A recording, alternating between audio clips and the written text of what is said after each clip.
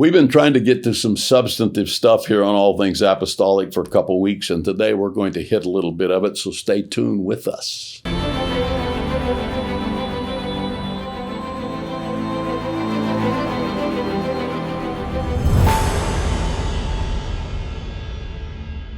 Welcome to All Things Apostolic on August the 25th, Monday, and we are glad that you are with us in the year of our Lord 2025. Hard to believe for me. I know this is like a broken record, but it's hard for me to believe that it is almost September. And all the bills that I paid in August are going to be due again in another week. However, a lot of good things have been accomplished.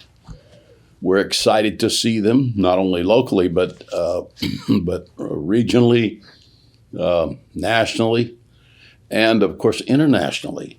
Some remarkable things that God is doing.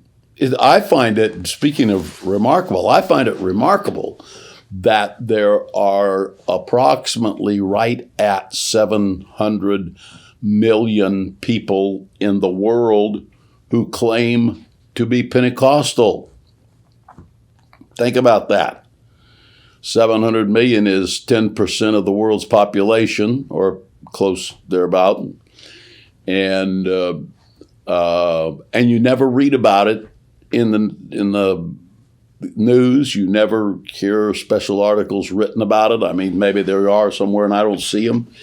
But we are in what has been determined several years ago. Somebody wrote about it, not a long time ago, but several years, and mentioned that this is the largest religious phenomenon in the world, and also that it is the largest of any social or religious movement in the world. And it continues to grow very, very rapidly. This book that I read, one of the books I read now is a little older, probably 2016, along in there. But from 1970 to 2016, his statistics were that the rate of growth of Pentecostalism was 7% a year. Think about that. Since 1970, it had continued to grow 7% a year. And there wasn't any other of the major religions of the world that had grown 2% a year, and very few that had even grown 1% a year. And non-Pentecostal Christianity grew also, but it wasn't anywhere near the rate of Pentecostal Christianity. So it's just amazing the things that God is doing. Now, I don't know, when people say they're Pentecostal, I mean, out of 700 million, there's going to be all kinds of stuff in there. But nevertheless, that's about the best you can quantify on a global scale because it's so massive. And that's a pretty impressive figure in that I know that there are tens of millions, I'm sure, several hundreds of millions, without any question in my mind, that are apostolic. And no one organization encompasses all these people, obviously, but it is an amazing thing. So in that context, yesterday locally here, we had our All Nations Sunday. And we have an All Nations Sunday every year. It is one service at 5 o'clock in the afternoon. It is a Christian concert. The church does it all, or at least it has the last several years, as far as I know, always. But it's not like somebody comes in. And it was incredible.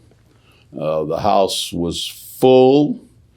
I'm guessing I think our sanctuary seats 2,400, so there was probably, I don't know, 2,100 maybe. I don't know, because there was people outside, a bunch of people outside working, because at All Nations Sunday we had 30 food booths from different nations of the world. They got a sign on the front of their little tent and where they're from, and there's a little book you get at the end of service with little tabs that, I don't know exactly how it works, little tabs you show at the booth that's in the book, and you get free food. You get to taste food from all these nations. There were hundreds and hundreds of people out there and guests everywhere. And somebody will come to God. Somebody will be one. It is a non-threatening environment in which we just say, get them in the door and get them acclimated to being inside of the building so they don't drive by for 20 years and say, I wonder what's in that building. And they break the fear of going into that which is new. And they meet a lot of people that are extremely friendly to them and that are loving to them. And so, and then they get free food, and it's served. It's just cool the way it's all served. No need to go into all that, but it's just really cool.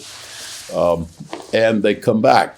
And so it's not like we catch all those fish the first time that the hook is dropped in the water, because the first time they come, the hook is not really in the water. It's fish food that's thrown in the water, and it's good music, and it's Holy Ghost music, and so you throw the fish food in. Then when they come, you drop the hook in, and God catches them. Or if there's a whole bunch of them, you get the net. So anyway, it was a great day. There was people there, prominent people there, as well as just people that were just glad to be anywhere. And people stayed outside after it was over for a couple hours or more, maybe more. They just wouldn't leave. And they were just excited to be there. And so we shook hands with people and greeted people and met a bunch of new people. So because this is a people business, Jesus died. He didn't die much for trees and rocks, but he died for people. So anyway, it was great. It was great. Just giving you a little review here today. Been working on a book. Didn't intend to work on a book on eschatology. What we did is we are starting the graduate degree, the master's degree in leadership here at Wilson University. Of course, it's all fully accredited. We're starting that in January of 26.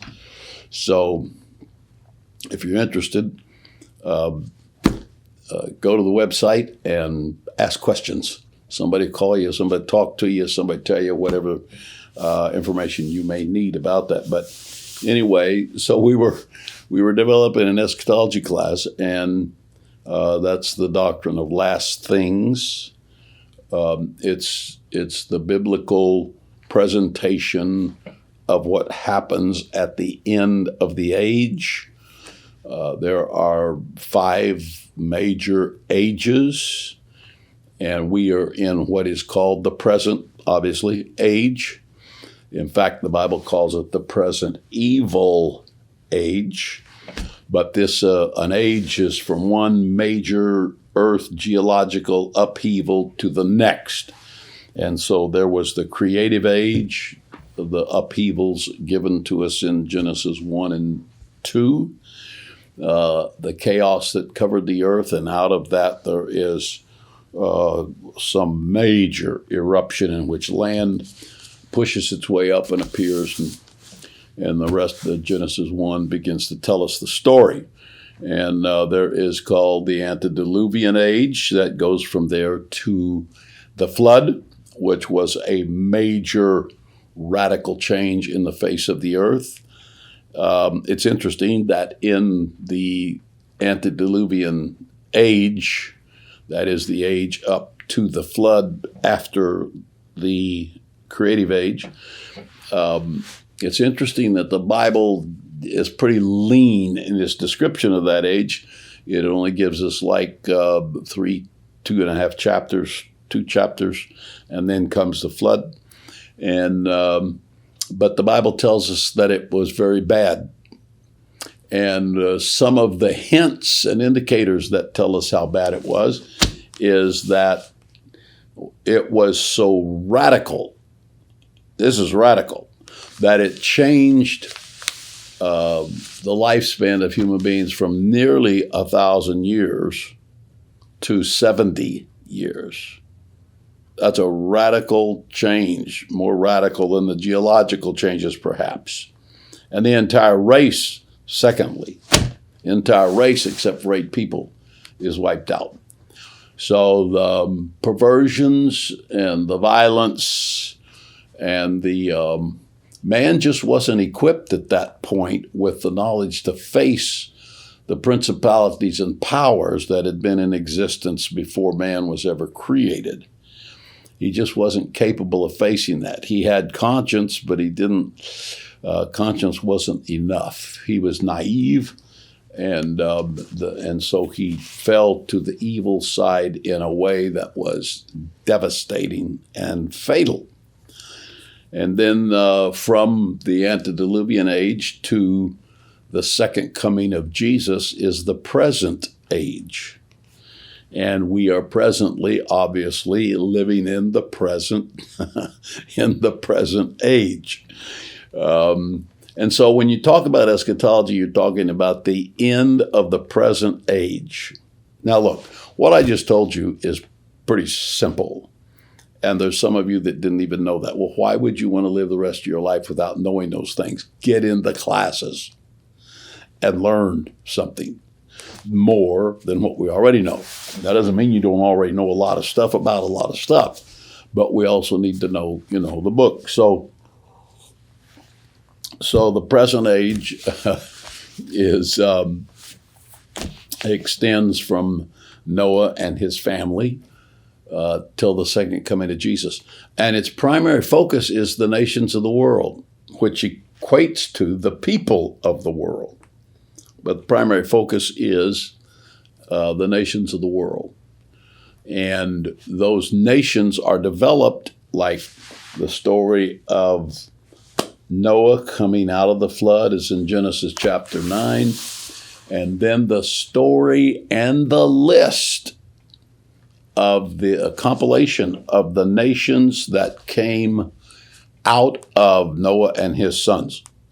There are 70 of them, and they are found in Genesis chapter 10. So you can just see from Genesis chapter 1 the unfolding of this story. And those 70 nations fell under the leadership of one named Nimrod. And his mother's name was Semiramis. And they're not sure but what his mother was also his wife. I'm not positive about that, but that was a long time ago. But anyway, they started the world religion out of which all world religions that are not Christianity come. The gods of other nations of the world are gods that were developed by Nimrod and Semiramis under Babylon. And so Babylon became, all the way back in Genesis chapter 10, it became one of the first cities created in the world. Babylon and Nineveh were 2 of the first cities that were ever created. And Nimrod was behind this. He established this religious system that has permeated the earth. Oftentimes, I'll take a dollar bill, and if you look on the back of it, at the top of the pyramid, there's a picture of a pyramid on the dollar bill. At the top of the pyramid, the top little section has an eyeball looking at you, and it's called the Eye of Horus. That comes into our American historical culture all the way back from Nimrod and from Semiramis. And it comes from that religion. And that religion was personified at the Tower of Babel. Now, they tell us the Tower of Babel is still there. I mean, we don't know that it's Tower of Babel, but there's a bunch of them. There wasn't just one tower. And they are still there in the desert out there. And you can visit them if you don't get killed. But there's a man, I think it was Henry Layard, somebody went out there in the 1800s and documented all of it and took some pictures and so forth. So really, who owns that country? And that'd be Iran or Iraq, I think. And as a result of that, they ought to do a tourist deal. I need to write them a letter and tell them, hey, you guys, you're out of money, you got bombed, you lost your nuclear weapons, you want to make some money, get some tour buses and run them out there and show people these things. So, so anyway, the word Nimrod in Hebrew means rebel. Rebel. He was a rebel. He was the most notorious human rebel, perhaps in history. Because Babylon starts in Genesis chapter 10, and you find it all the way through the Old Testament as an enemy to the people of God. You find it even found in the New Testament, and when you get to the book of Genesis, it is that great city, that wicked city, Babylon, found in Revelation chapter 17 and chapter 18. And which many Bible scholars say one chapter is commercial Babylon and the next chapter is religious Babylon. But anyway, it all falls, and merchants and business people of the earth weep when it falls. Alas, the great city is fallen. And so many people believe it represents the entire commerce system that the earth has been based upon outside of God. Then, of course, you get to Genesis 11, and you've got the story of the Tower of Babel, which Nimrod encourages them to build. The nations of the world gather there. They are in unity, but they're not in unity under God. They're in unity apart from God. And that unity is based upon following Nimrod. These nations have abandoned God and abandon the ways of God. Okay? And the capsulation of that is chapter 11 of Genesis. And the building of the tower there. In the top of that tower, they say, were the signs of the zodiac. There's all kinds of stuff here that ties into this. The reading to see what happened in your life tomorrow. And so they said, let us make a name for ourselves. So evidently in human beings, there's been a desire forever to have self-identity. Let us make a name for ourselves is really about a sense of worth, a sense of self-identity. Well, when you get to Genesis chapter 12, God really abandons those nations, or he allows them to be abandoned, and says, okay, if that's what you want. So there's a whole lesson here on the power of choice. If that's what you want, God, if you insist, God will let you go that way. And so they go that way. And God says, so much for that, and calls a man and makes his own nation out of that man. And that's Genesis chapter 12. And that's Abraham. And Abraham, they're saying, let us make a name for ourselves. And God is telling Abraham, follow me, and I will make your name great. I will make your name great, and I will bless you. So a sense of self-worth. When you talk about somebody saying they feel like they're great or they are great, then there is a consciousness there that they have attained at least a significant portion of what they were born for, of what they were created for, of worth, of doing what really is substantial. And anyway, God calls Abraham, and that's where a big change starts. And so the present age starts out and in Genesis chapter 9 with Noah, and it collapses to, it defaults to wickedness. We are still in that age the next giant upheaval, worldwide upheaval, will accompany the parousia, or parousia, as some would say, of Jesus Christ, the second coming of Jesus.